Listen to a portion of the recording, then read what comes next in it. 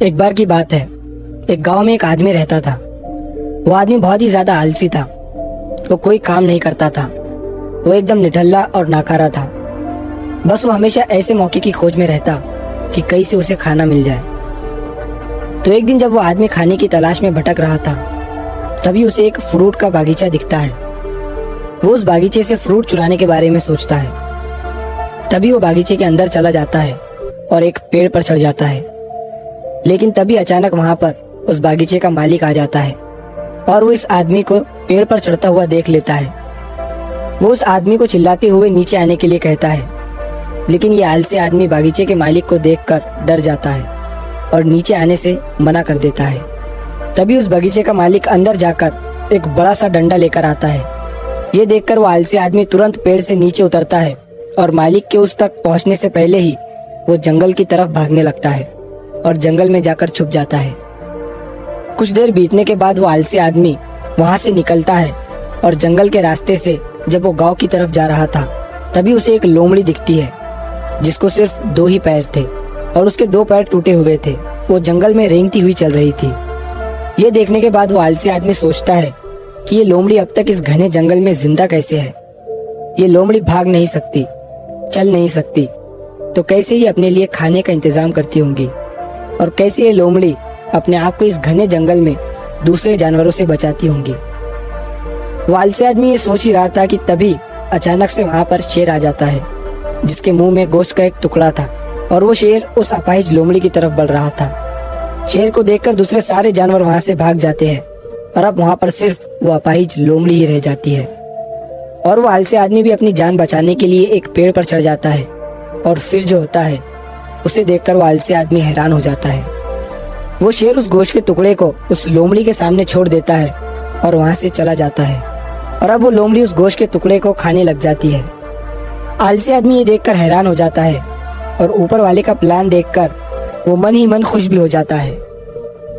और तभी वो सोचता है कि ईश्वर के पास सबके लिए कोई ना कोई प्लान होता ही है और अगर ईश्वर के पास इस लोमड़ी के लिए प्लान है तो जरूर मेरे लिए भी उसके पास कोई ना कोई प्लान जरूर होगा। और तभी वो आलसी आदमी रोड के साइड में एक बड़ा सा पेड़ देखकर उसके नीचे बैठ जाता है, ये सोचकर कि मेरे लिए भी कोई ना कोई खाना लेकर जरूर आएगा। वो आदमी 2 दिन तक उस जगह पर बैठकर इंतजार करता है, लेकिन कोई भी उसके लिए खाना लेकर नहीं आता। आखिरकार जब उसे भूख बर्दाश्त नहीं होती है तो वो खुद ही खाने की तलाश में निकल पड़ता है। वो रास्ते से जा ही रहा था कि तभी उसे रास्ते में एक बुजुर्ग आदमी मिलता है। वो आलसी आदमी उनसे कहता है कि मुझे भूख लगी है, आपके पास कुछ खाने के लिए होगा तो मुझे दे दो। तभी वो बुजुर्ग आदमी उसे कुछ खाना और पानी दे देता है। खाना खाने के बाद वो आलसी आदमी उन बुजुर्ग आदमी से कहता है कि मैंने 2 दिन पहले जो देखा आप उस पर विश्वास नहीं करेंगे। मैंने जंगल में एक अपाहिज लोमड़ी को देखा जिसे शेर खुद गोश्त लाकर दे रहा था खाने के लिए। मैंने सोचा कि ईश्वर के पास मेरे लिए भी कोई ना कोई प्लान जरूर होगा, लेकिन ईश्वर ने उस लोमड़ी पर अपनी दया दिखाई और मुझ पर नहीं। मेरे लिए कोई भी खाना लेकर नहीं आया और आखिरकार मुझे ही खुद खाने की तलाश में निकलना पड़ा। उस आलसी आदमी ने बुजुर्ग आदमी से पूछा कि मेरे साथ ईश्वर ने ऐसा क्यों किया।